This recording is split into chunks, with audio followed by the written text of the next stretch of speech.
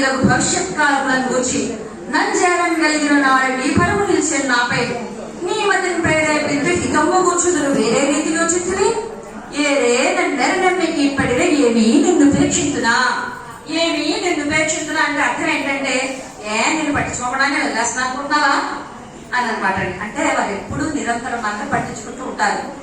నీ భవిష్యత్తు గురించి ఆరాటందుకు నన్ను చేరగలిగిన నాడే నీ పరము నిలిచేది ఆయన అన్నారు కదా. వెంకయ్య అని తలుచుకుంటే నువ్వు అడిగిన దానికి 3 రెట్లు ఇస్తానని. ఎప్పుడైతే మనం వారిని తలుచుకున్నామో, సాయి, దత్త, వెంకటేశ్వరుని తలుచుకున్నామో, ఆ క్షణం నుంచి కూడా మన యొక్క భావాలన్నీ వాడు వహిస్తున్నారట. ఎలాంటి నిర్ణయం తీసుకోవాలో వారిని తలుచుకుని మనం మొదలు పెడితే మన యొక్క మతిని ప్రేరేపిస్తారు. హితము కూర్చుని మనకి ఎప్పుడు మంచి చేస్తూ ఉంటారు.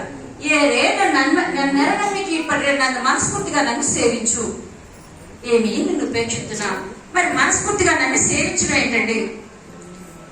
పూజ పునస్కారం ఏమీ అడగలేదండి. అవధూత తత్వాలు ఎప్పుడు కూడా ఈ బాహ్య ఆడంబరాలకు కానీ పూజలకు కానీ వాళ్ళు ఒప్పుకోలేదు.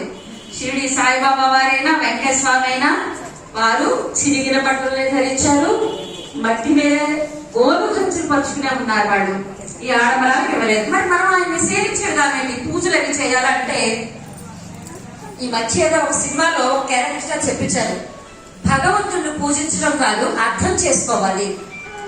కృష్ణుడిని పూజించడమే కాదు ఆయన చెప్పిన భగవద్గీతను అర్థం చేసుకోవాలని చెప్తూ అక్కడ కృష్ణుడే కాదని మనం ఏ దేవుణ్ణి కొలిసినా కూడా పూజించడం కాదు అర్థం చేసుకోవడం నేర్చుకోవాలి. అంటే వెంకటేశ్వరుని పూజిస్తున్నాం ఆయన ఏం చెప్పారో అర్థం చేసుకున్నాం. పేద సాధనలైనా ఆకలి తీర్చమన్నారు. ఆ లక్షణం మనం అలవాటు చేసుకోవాలి.